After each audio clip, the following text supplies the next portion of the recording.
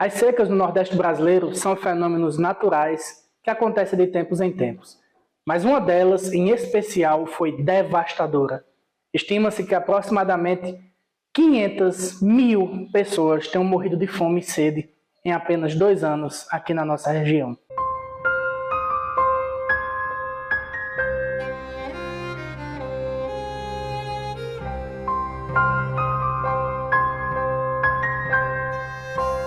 Secas são períodos de ausência quase total de chuvas, o que em uma região pobre e abandonada pelo governo pode acabar se tornando uma tragédia. O Nordeste brasileiro é frequentemente atingido pelas secas de forma natural, mas depois que os colonos portugueses se instalaram por aqui e se fixaram em locais específicos, o problema começou. Digo começou porque os indígenas que habitavam o interior do Nordeste antes da chegada das civilizações europeias sabiam se adaptar a estas condições climáticas e suas tribos se moviam como nômades, buscando áreas com água em períodos de seca. Com o crescimento da população ao longo dos séculos seguintes ao início da colonização, o problema se agravou e cada seca era um sofrimento que só aumentava. A ausência de mananciais e a agricultura irrigada fazia com que cada seca matasse milhares de pessoas de fome e sede. Os que podiam se locomoviam para outros locais em busca da sobrevivência. No entanto, em 1877, já no final do período imperial do Brasil, uma seca devastadora varreu os sertões nordestinos. Simplesmente não caiu uma gota de água sequer por 2 anos. Em um período de miséria total e abandono, esse quadro se transformou em uma das maiores tragédias da história da humanidade, que curiosamente pouco é citada hoje em dia em nossas salas de aula. A população, de certo modo, foi pega de surpresa, já que a última grande seca ocorrida no Nordeste havia sido mais de 30 anos antes, entre 1844 e 1845. Na seca de 77, até as famílias abastadas partiram em busca de refúgio junto a parentes que habitavam as serras e o litoral. Os adultos iam montados nos cavalos, seguidos pelos carros de bois, cheios de mulheres, crianças e bagagens, tendo na retaguarda os vaqueiros e os ajudantes, conduzindo o que restara do gado. Os pobres seguiam a pé, na poeira das estradas. Os adultos levavam as crianças menores, puxando o que restava do rebanho de cabras ou vacas. Os cachorros de estimação vinham logo atrás. Esses eram chamados de retirantes ou flagelados e eram perseguidos e expulsos quando estacionavam nas vizinhanças de um povoado.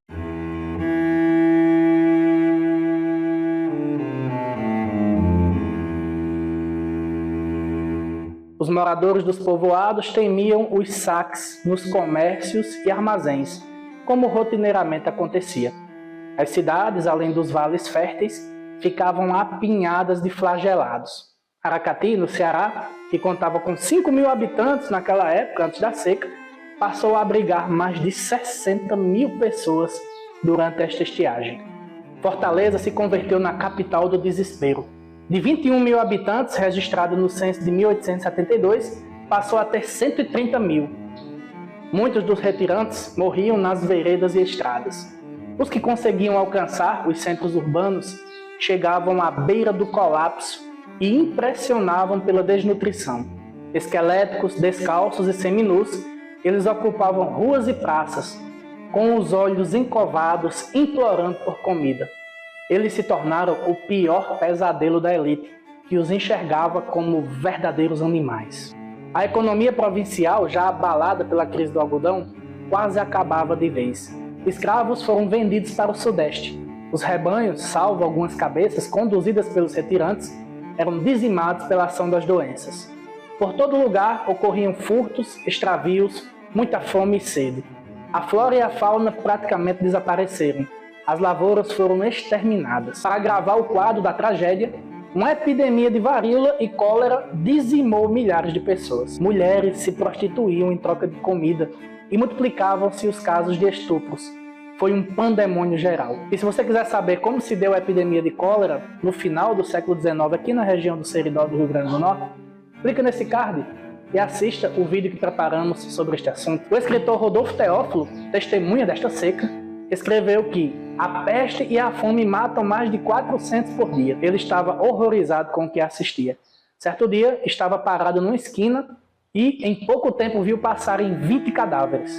Ele também escreveu que as crianças que morrem nos abarracamentos, como são conduzidas? Pela manhã, os encarregados de sepultá-las vão recolhendo-as em um grande saco e, ensacados os cadáveres, é atado aquele sudário de grossa estopa a um pau e conduzido para a sepultura. As crianças que não morriam conviviam com um fato que destrói o coração daqueles que possuem um mínimo de humanidade.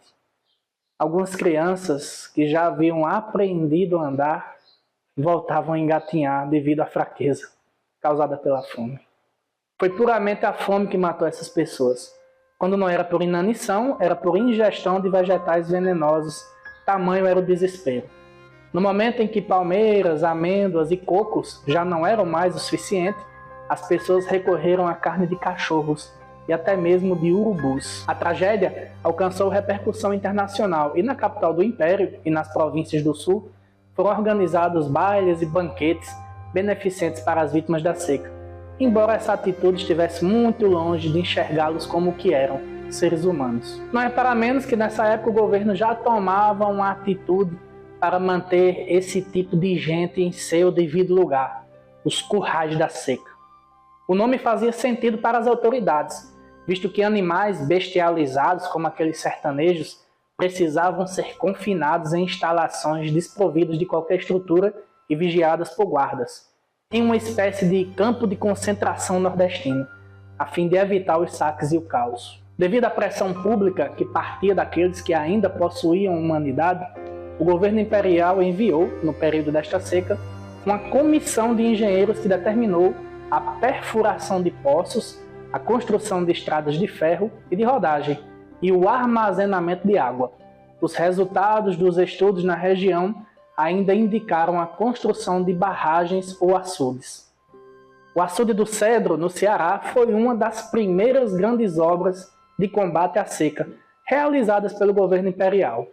A ordem de construção foi dada pelo imperador Dom Pedro II, em decorrência do grande impacto social provocado pela seca de 1877. Porém, o início das obras deu-se apenas durante os governos republicanos, entre 1890 e 1906. Foi após esta tragédia que muitos açudes começaram a ser planejados, como o açude Gargalheiras em Acari, terceira maravilha do Rio Grande do Norte. No entanto, o gigante do Seridó só foi concluído apenas em 1959. E se você quiser conhecer a história da construção desta maravilha, que foi notícia nacional agora, no início de 2024, devido à sua linda sangria, é só clicar no card. Hoje se calcula que morreram cerca de 500 mil pessoas em consequência da seca de 1877. Isso é aproximadamente a população atual da cidade de Campina Grande, na Paraíba. Imagine aí, uma Campina Grande inteira morrer de fome e sede em apenas 2 anos. Foi o que aconteceu. O engenheiro André Rebouças, abolicionista negro, respeitado por suas ideias progressistas, calculava que mais de 2 milhões de pessoas foram diretamente atingidas pela seca de 1877. Dos mortos destes 2 anos, calcula-se que 330 mil faleceram de inanição e fome e 100 mil de febres e outras doenças. Outros 80 mil de varíola e cólera, alimentação venenosa e sede. Essa foi, de longe, a maior catástrofe gerada por fenômenos naturais que ocorreu em toda a história do Brasil e do mundo e que deu início a movimentos e fenômenos sociais como o cangaço e o messianismo. Por mais incrível que pareça, fiz uma rápida pesquisa no Google sobre os maiores desastres naturais da história da humanidade. E a seca de 1877 no Nordeste brasileiro não está lá, mesmo com essa quantidade absurda de mortos e atingidos. É como se essas pessoas simplesmente nunca tivessem existido. Se quiser testar o que eu estou dizendo, realize a pesquisa aí também. Hoje em dia, o Nordeste brasileiro está mais preparado para as secas. Uma tragédia como esta do final do século XIX praticamente não possui mais chances de acontecer novamente. Nos últimos 150 anos, diversos açudes foram construídos no interior da região, além de sistemas de adutoras trazendo água encanada para as casas. As secas continuam acontecendo e, para nossa vergonha, pessoas ainda morrem de fome e sede quando elas chegam.